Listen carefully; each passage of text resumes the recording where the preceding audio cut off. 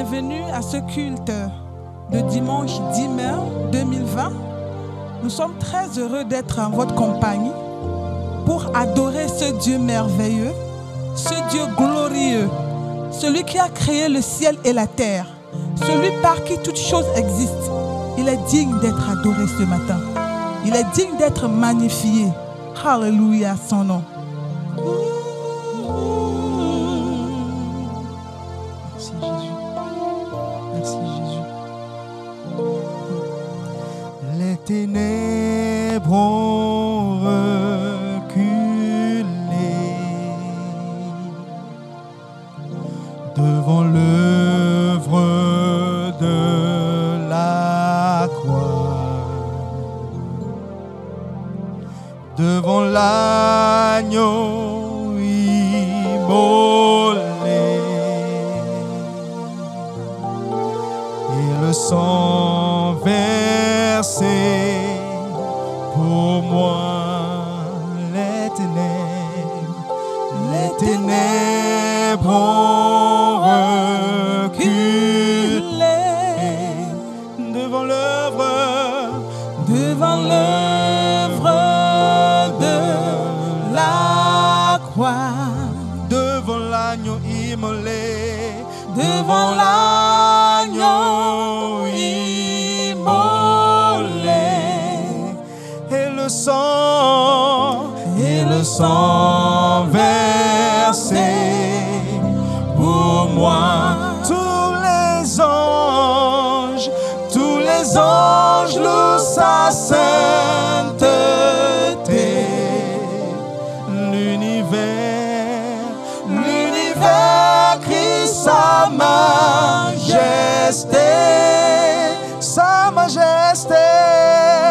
chantons gloire et puissance, force et louange à l'agneau immolé, à l'agneau immolé. Tous les anges louent sa sainteté. L'univers crie sa majesté,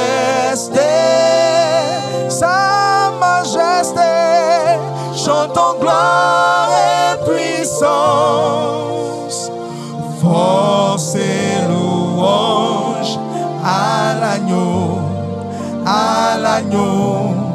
immolé, à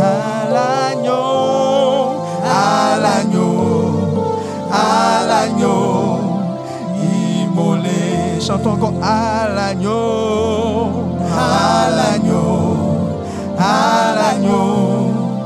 immolé, à l'agneau immolé.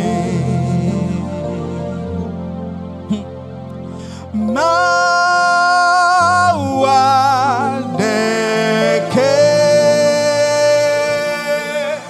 mesoklio fofo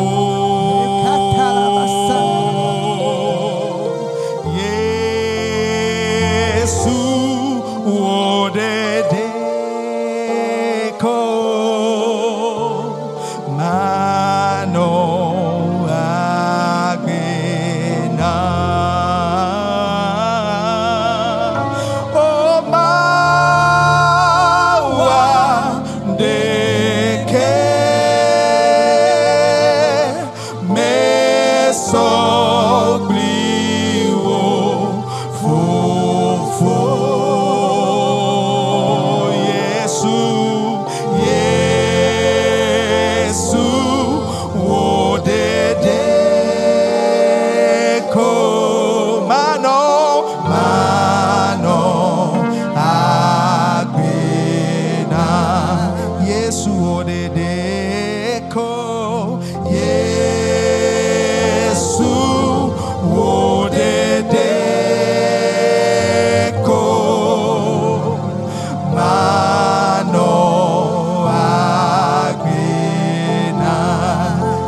Yesu, wodede, Yesu, wodede, ko, mano agbena, mawadeke,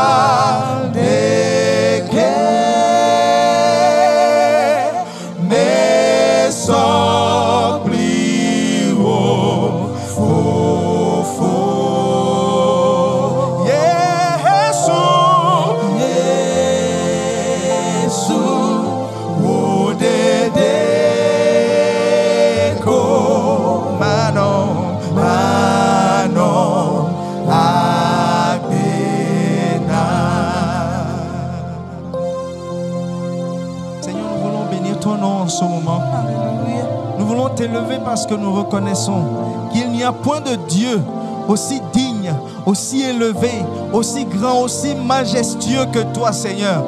Et nos cœurs débordent, Seigneur, d'adoration, Seigneur, pour pouvoir dire, Seigneur, à toi, ô Éternel, qu'il n'y en a point de semblable à toi.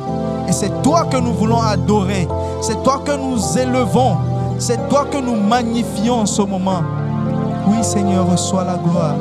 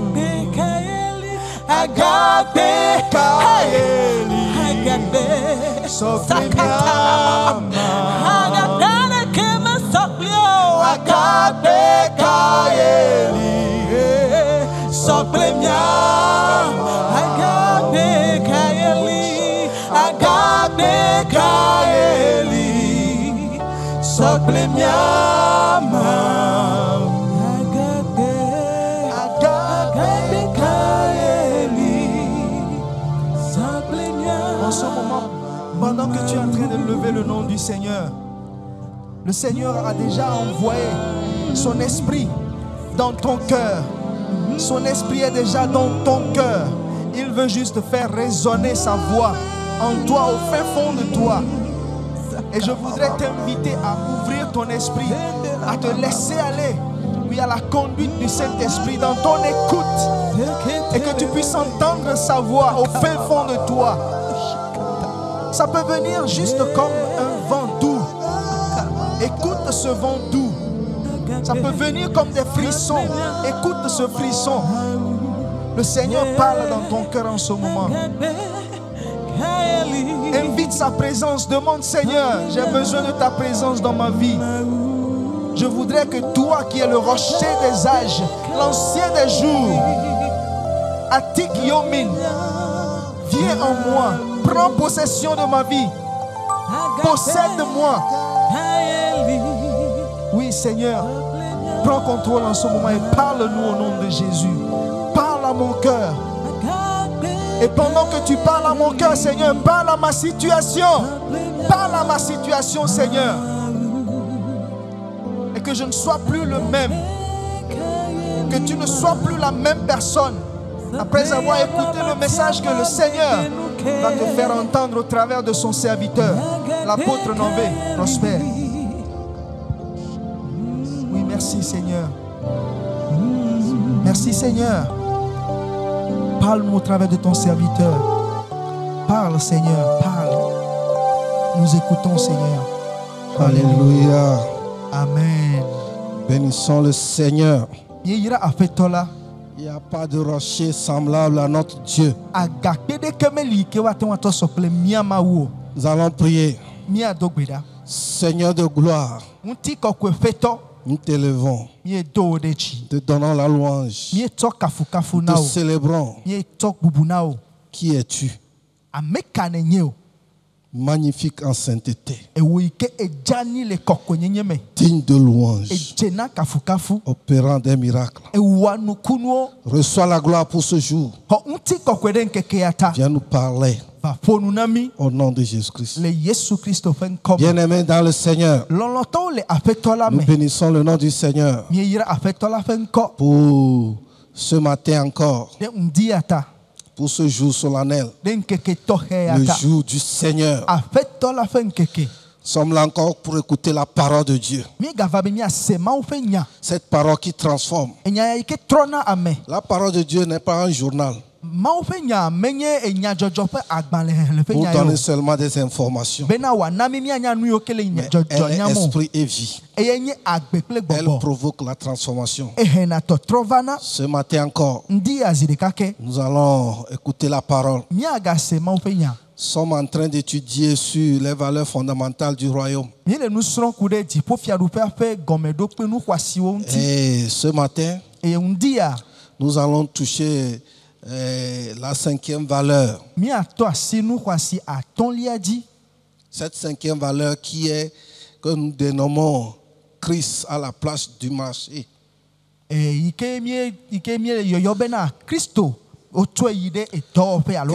que ça veut dire? Premièrement, nous avons vu la première valeur, la ressemblance à Christ. Et la seconde valeur, l'évangélisation mondiale.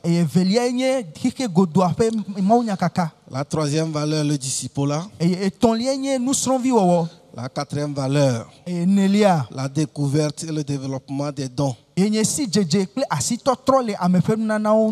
Et la fois passée, j'avais parlé des prophètes du roi Akab.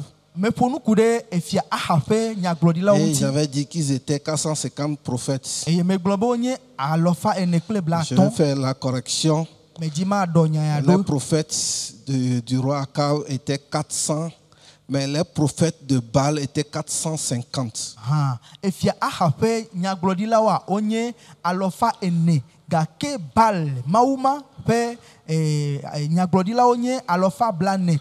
Pour les prophètes du roi Akab, vous les verrez dans 1 Roi 22, le verset 6. Et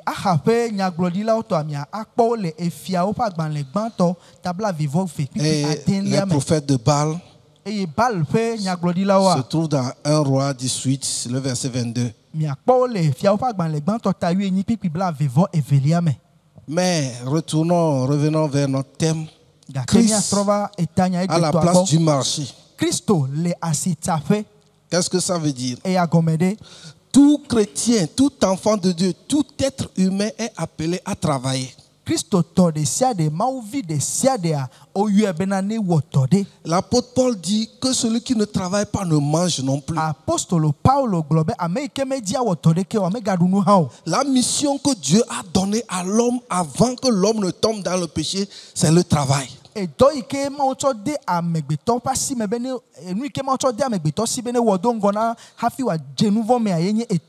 pourquoi dans Genèse 2, le verset 15, on dit Dieu plaça l'homme dans le jardin pour le cultiver et le garder. Qu'on le lise. Genèse 2, verset 15. L'Éternel Dieu prit l'homme et le plaça dans le jardin d'Éden pour le cultiver et pour le garder. Amen. Le travail n'est pas une malédiction. Mais celui qui refuse de travailler est maudit.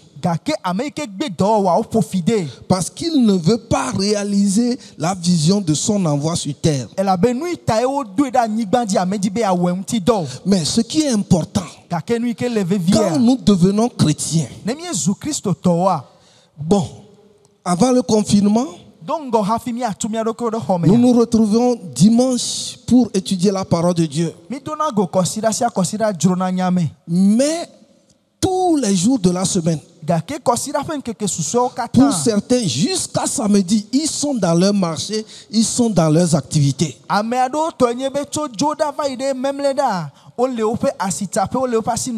pour certains, c'est de lundi jusqu'à vendredi.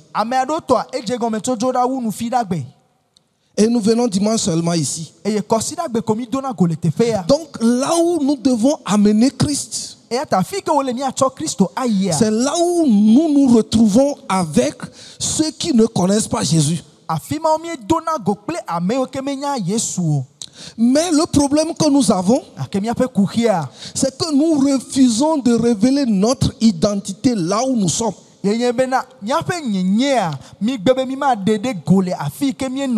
Oh, c'est une mission que Christ nous a accordée. Quand nous recevons la parole de Dieu et qu'elle nous transforme et que nous découvrons nos dons et que nous commençons par les développer, ceux qui doivent profiter de nos dons et de nos grâces sont nos collègues, nos camarades, nos amis avec qui nous cohabitons durant 5 jours sur 7 dans la semaine ou bien 6 jours sur 7 dans la semaine.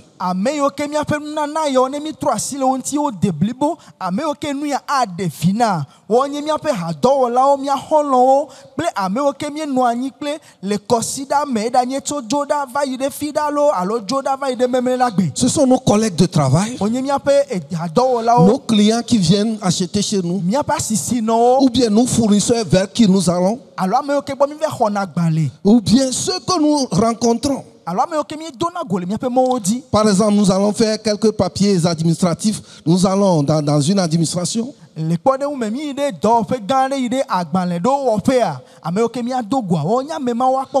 Corinthiens 2, le verset 14, nous demande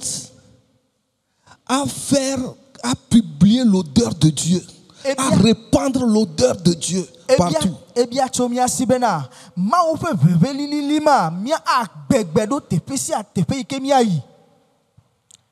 Corinthiens 2, verset 14.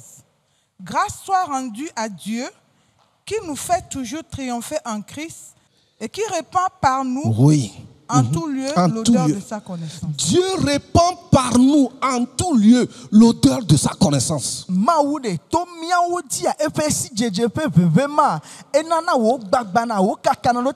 Le chrétien dans son service, le chrétien commerçant au marché, le chrétien homme d'affaires dans son milieu d'affaires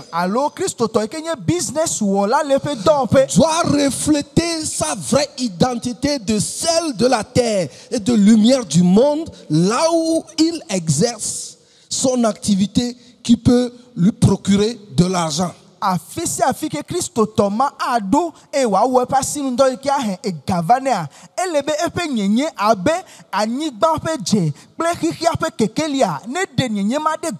le grand problème que nous avons, c'est que nous avons des chrétiens caméléons. Il y a des chrétiens qui changent de peau.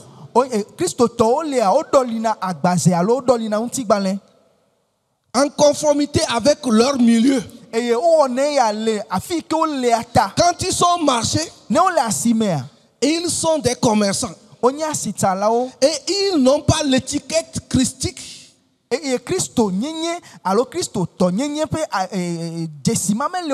Pourquoi? Ils changent de langage. Leur langage n'est pas un langage de Christ au marché. Or, on nous dit que nous devons répandre l'odeur de la connaissance de Dieu partout. C'est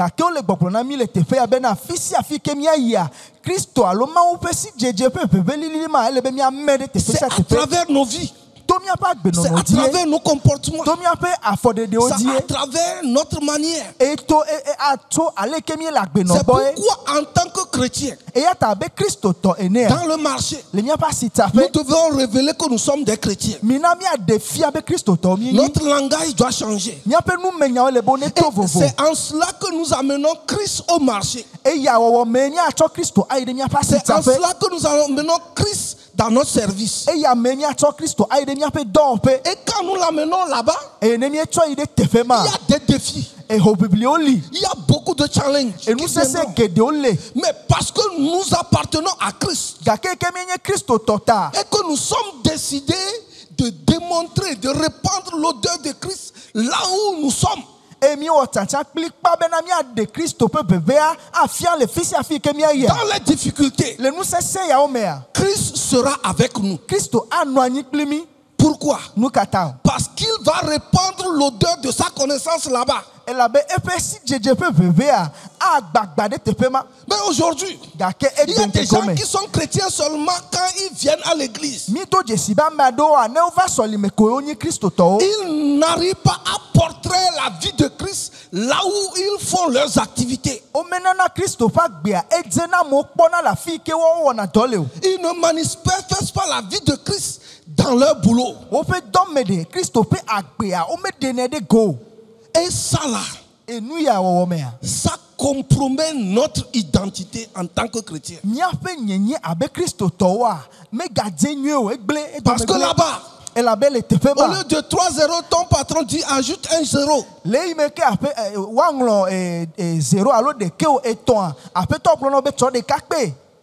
Et tu dis oui, patron. Et tu es en train de détruire ta nature, ton identité. Pourquoi? Tu n'es pas le seul là-bas. Daniel, Shadrach, Meshach et Abednego. Ils étaient même en exil. Ils n'avaient pas une identité propre. Ils n'avaient pas de droit là-bas. Ils étaient obligés de subir les injonctions du roi de Babylone.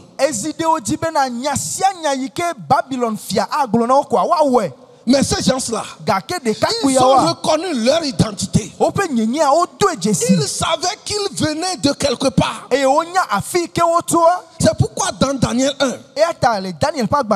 le verset 8, quand le roi demandait qu'on leur donne même à manger la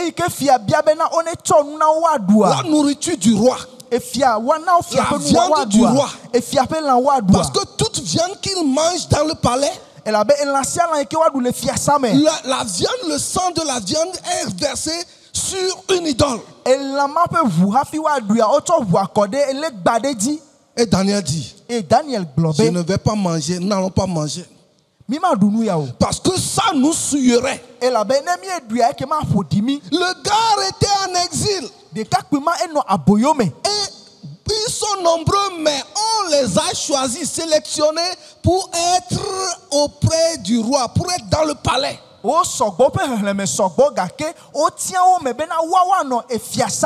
Et on leur dit de manger la nourriture.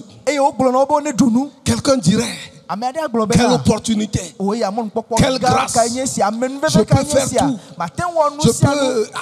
j'ai la grâce. Mais les gars ont découvert leur identité. Ils savaient que malgré ça là, ils ne doivent pas tout faire. Aujourd'hui que nous sommes dans le confinement, comment nous arrivons à révéler notre identité chrétienne? Parce qu'il n'y a pas les moyens. Tout ce que tu trouves, tu veux faire. Daniel a refusé de manger la nourriture du roi. Daniel 1, le verset 8. Daniel 1, verset 8. Daniel résolut de ne pas se souiller par les mets du roi et par le vin dont le roi buvait. Et il pria le chef des eunuques de ne pas l'obliger à se souiller. Amen. Continue. Verset 9. Dieu fit trouver à Daniel faveur et grâce devant le chef des eunuques. Amen. Amen. Quand nous décidons de refléter notre identité partout, le Seigneur nous accorde la grâce. Nous sommes chrétiens. Nous sommes des voyageurs sur cette terre. C'est pourquoi nous devons révéler notre identité. Il est vrai que quand nous faisons ça, quand nous manifestons notre vie chrétienne, les gens nous voient comme des abrutis. Les gens nous voient comme des extraterrestres. Oh, toi seulement, c'est parce que tu es chrétien. C'est pourquoi tu ne vas rien dire. Il y a des gens qui sont dans le marché. Ils ont un langage du marché. Et quand tu leur dis, oh, pasteur, ici là, il faut mentir. Donc tu mens au marché. Et tu viens chez Christ. Dimanche, tu vas dire,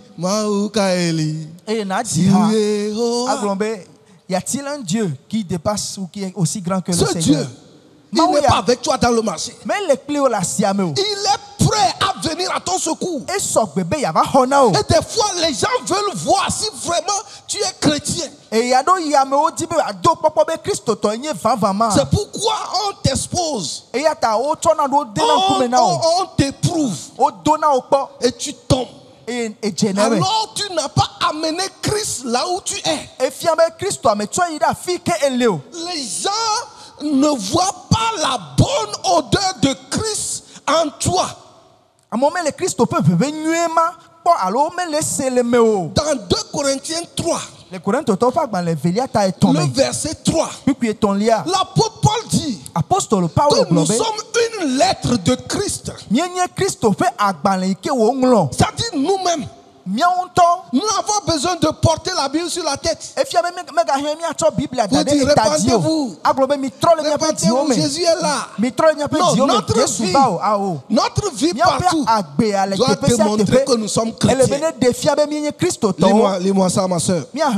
2 Corinthiens 3, verset 3. vous êtes manifestement une lettre de Christ écrite par notre ministère, non avec de l'encre, mais avec l'esprit du Dieu vivant. Avec l'esprit du Dieu vivant. Le Saint-Esprit nous transforme en lettres. Nous sommes des paroles vivantes pour refléter la gloire de Dieu partout. C'est pourquoi en tant que chrétien, partout où tu te trouves, tu dois révéler ton identité. Si tu es un chrétien politicien, tu dois révéler ta nature de chrétien politicien. Parce que tu n'es pas le premier politicien chrétien. Dieu lui-même est un politicien. Il a la politique du son royaume. Et si tu te retrouves dans la politique, toi qui es frère en Christ, tu es un ambassadeur de Jésus au milieu de ces gens. C'est pourquoi ton langage doit changer. Tu es une lettre écrite non pas par les hommes ou bien par de l'encre, mais par l'esprit de Jésus-Christ.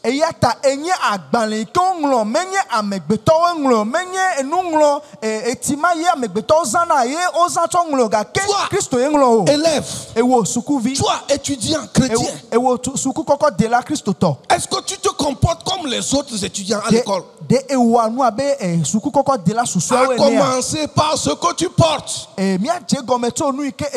jusqu'à ton langage. Qu'est-ce qui sort de ta bouche? Est-ce que tu as amené Christ là où tu te trouves? Là où tu passes la majeure partie de ta vie? Est-ce que tu le fais? Quand nous parlons de Christ au marché, ce n'est pas seulement au marché. Mais il y a des chrétiens qui sont seulement chrétiens quand ils viennent à l'église. À la maison, vous voyez des pasteurs, des papas qui sont des Mike Tyson, qui donnent des coups de poing à leur épouse. Tu as amené Christ où? C'est à l'église seulement que tu connais Christ. Non. C'est pourquoi pour pouvoir amener Christ au marché, tu as besoin de la transformation et de la réformation de ta vie. Tu dois te repentir. La vieille vie, le mauvais comportement, la vaine manière de vivre que tu as hérité de tes parents, tu dois l'abandonner. Et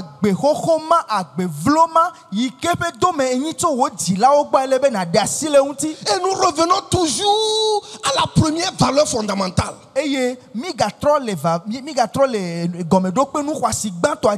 Qui est la ressemblance à Christ. Donc, dans ton bureau, tu dois ressembler à Christ. Parce que Colossiens 1, le verset 27. On nous parle d'un mystère qui est Christ en nous, l'espérance de la gloire. Colossiens 1. C'est un mystère. Maintenant, ce mystère que Christ est en toi ne doit jamais se cacher. Ça doit se révéler. Tu dois exhiber la vie de ce Christ.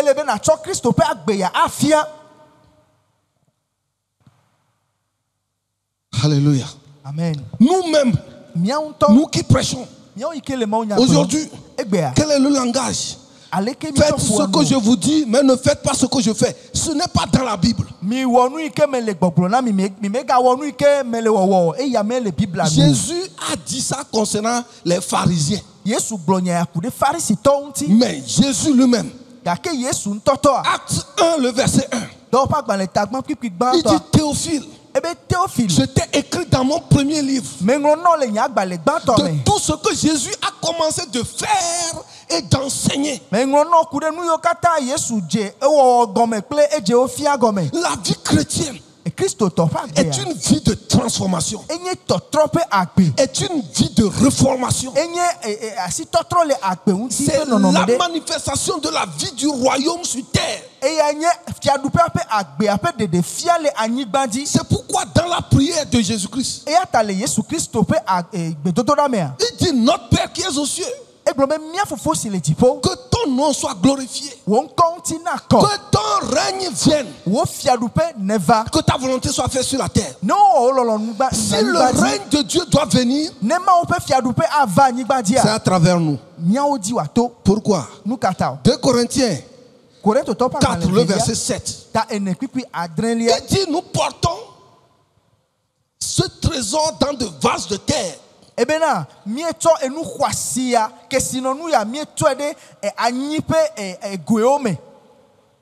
Oui. 2 Corinthiens chapitre 4 verset 7. Nous portons ce trésor dans des vases de terre afin que cette grande puissance soit attribuée à Dieu et non pas à nous. Qu'est-ce que ça veut dire? L'homme est créé par la poussière de la terre. Mais le trésor qui est en nous, c'est le Christ. Ce grand trésor a décidé de rester en l'homme. C'est pourquoi Paul dit que c'est un mystère. Et quand nous portons ce trésor et que nous nous déplaçons, et que nous nous retrouvons là où nous travaillons, les gens doivent voir la manifestation de ce trésor. Ce trésor est destiné à manifester une grande puissance pour les gens. Et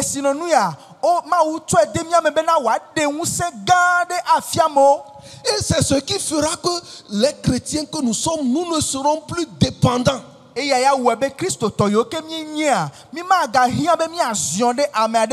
Aujourd'hui, les chrétiens paniquent. Pourquoi? À cause du confinement, le pasteur n'est plus là. Pour aller lui dire, pasteur mon pied,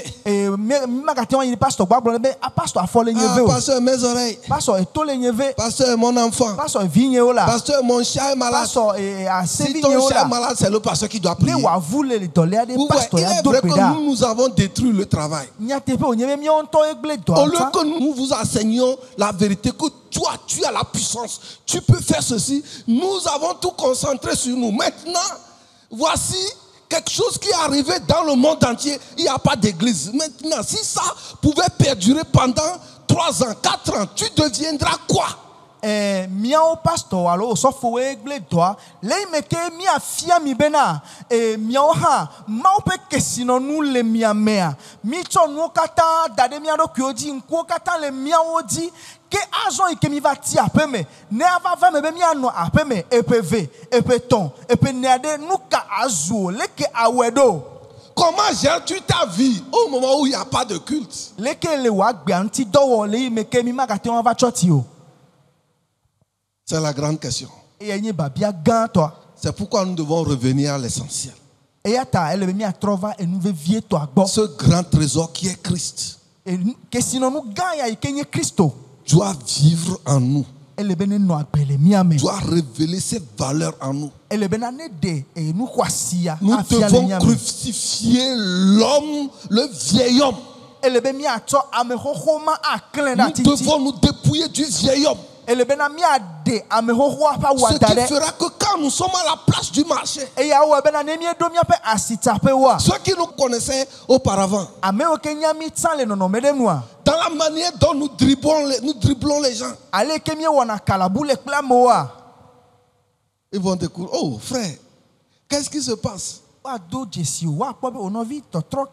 y a un changement. Pourquoi? Ta source est à part. Et si nous faisons ça, les miracles vont nous accompagner. Aujourd'hui, nous disons que Dieu ne fait plus de miracles. C'est faux. Notre vie n'est pas en adéquation avec les miracles. C'est pourquoi les miracles ne peuvent pas se produire comme ça. Mais ce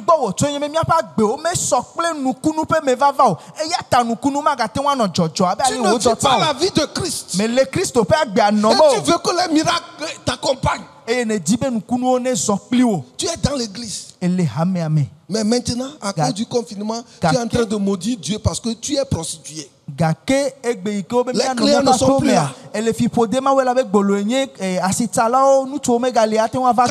Quand on disait ça, ils disent, ce n'est pas ce que nous faisons pour cotiser l'argent. Maintenant, à 20h, tu dois fermer les portes. Amen. Amen. Dieu est un Dieu puissant. Cet événement est un avertissement pour les chrétiens. Et un avertissement pour les païens aussi. Parce que cette maladie, c'est la maladie des riches. C'est la maladie des grands. Ceux qui voyagent plus, c'est eux qui ont amené la maladie. Mais bien aimé, si nous vivons la vie de Christ, et que Christ habite vraiment en nous, même si nous nous couchons dans une chambre où se trouve le quartier général de Covid-19, il va fuir.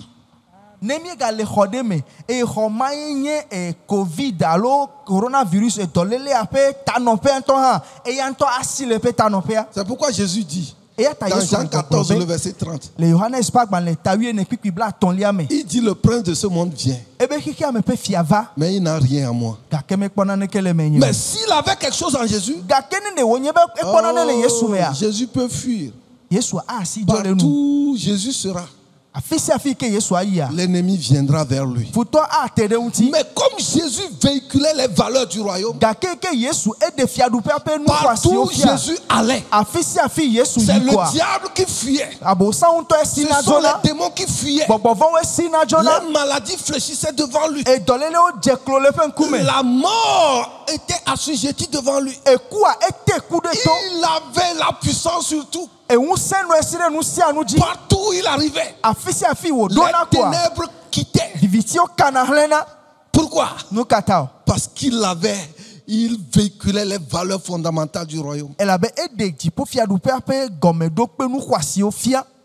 Il faisait du bien, guérissait les malades, il faisait tout. Le Seigneur était avec lui.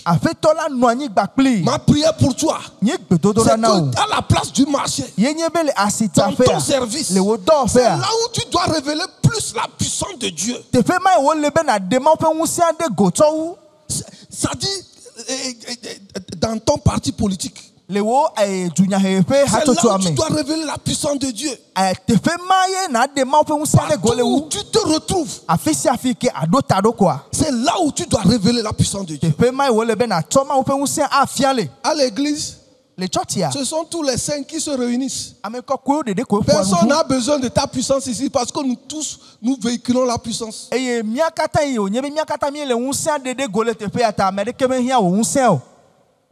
Mais toi, dehors, il y a des forces étrangères. Il y a des forces hostiles à ta percée. Et tu as besoin de Christ avec toi. Tu as besoin du Seigneur Jésus avec toi pour changer ta situation.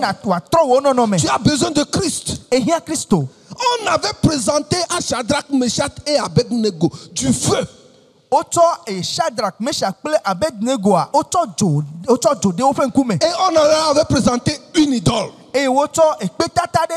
Vous adorez l'idole et vous vivez. Vous n'adorez pas, vous allez dans le feu. Ça, ce sont des politiciens, ça. Et il dit non, nous n'allons pas fléchir devant cette idée. On les a envoyés dans le feu. Et pour la première fois, le feu a refusé d'exercer sa mission. Pourquoi? Parce que le maître du feu a vu que ses fils l'ont glorifié. Et il est descendu dans le feu. Et il attendait ses bien-aimés. Mes bien-aimés, nous traversons des moments difficiles. Mais partout où nous devons aller, nous devons amener Christ là-bas. Tu dois amener Christ. La Bible dit que notre lumière luise. Matthieu 5, verset 16. Afin que les gens voient nos bonnes œuvres et glorifient Dieu. Notre lumière doit luire à la place du marché, dans ton service, dans ton bureau. Quand tu voyages, tu dois révéler que tu es chrétien. Quand tu es à la maison, tu dois révéler que tu es chrétien. La chrétienté ne s'arrête pas à l'église. Tu viens à l'église pour apprendre les valeurs de Christ et l'amener à la place du marché. Que le Seigneur nous bénisse. Que le Seigneur nous garde. Nous allons entrer dans la prière. Tu vas prier le Seigneur et demander sa grâce. Les mamans kaeli siouye agape kaeli soplenya pe mauya mau kaeli siouye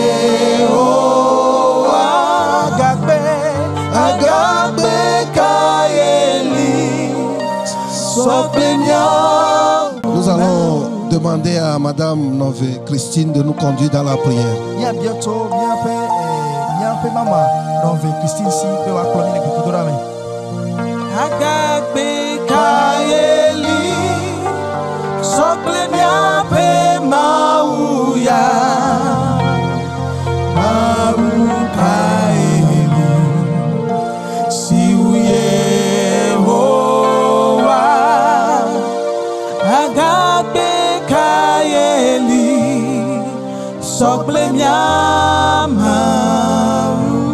Bien-aimés, nous allons maintenant prier. Nous allons rentrer dans la prière et nous allons bénir le Seigneur pour sa parole encore ce matin. Dieu connaît la nourriture dont tu as besoin pour bien marcher avec lui. L'heure est venue où les vrais adorateurs dont le Père a besoin doivent révéler le Père. Comme Jean chapitre 4 verset 23 le dit.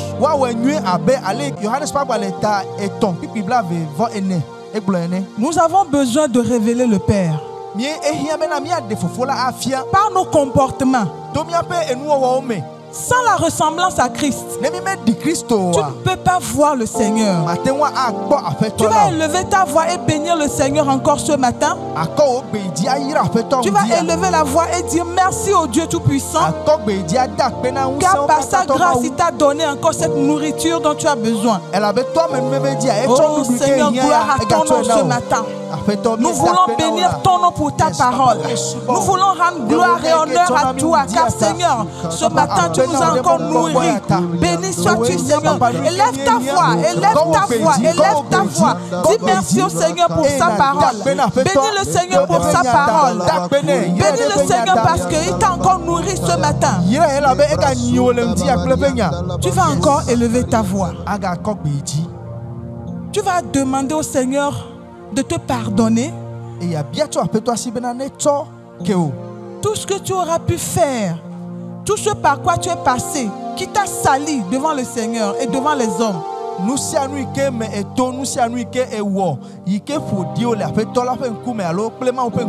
Le Seigneur cherche des adorateurs fidèles.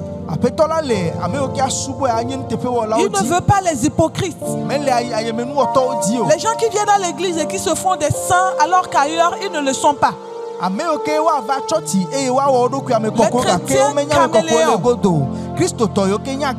Les chrétiens à double vie. Tu vas prier et demander que le Seigneur te pardonne. Toute vie double que tu aurais pu mener jusqu'alors. Tu as écouté la parole. Tu as vu un niveau où tu es tombé. Le Seigneur est prêt à te pardonner. Il est prêt à commencer une nouvelle marche avec toi. Élève ta voix maintenant et demande à ce que le Seigneur te purifie par son sang. Qu'il te lave. Qu'il te lave. Il dit même si tes péchés sont comme les cramoisis, il est prêt à te pardonner. Il est prêt à te rendre blanc ou blanche comme la neige.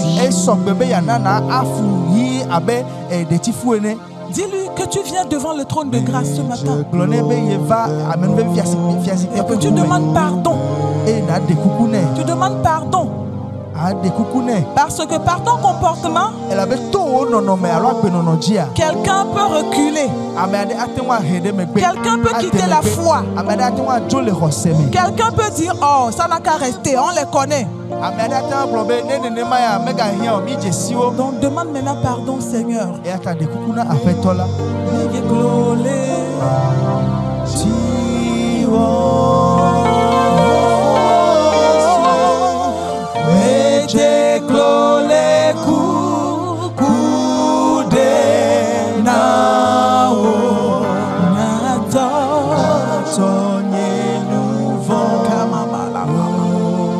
Nous allons maintenant prier.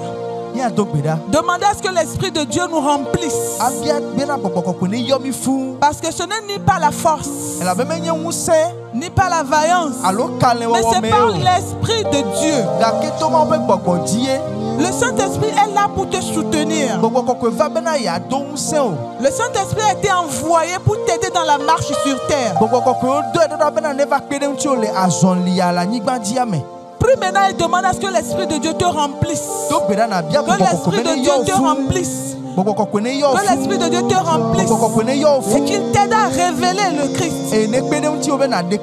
Partout où tu vas arriver, que le Saint-Esprit t'aide à révéler le Christ. Invite-le maintenant dans ta vie. Invite-le maintenant dans ta vie. Qu'il te remplisse à débordement. Pour qu'à partir de maintenant, que partout où tu seras, tu puisses révéler Jésus. Que les gens voient en toi le Christ. Qu'on voit en toi le Christ parce que tu lui ressembles. Oui, demande à l'Esprit de te remplir. De te remplir. De te remplir. De te remplir. De te remplir. De te remplir. De te remplir. Alléluia. Amen. Dis maintenant merci au Seigneur. Parce qu'à partir de maintenant, une nouvelle vie a commencé. À partir de maintenant, une nouvelle marche a commencé. À partir de maintenant, c'est le Christ qui marche en toi. Ce n'est plus toi qui vis, mais c'est Christ qui vit en toi.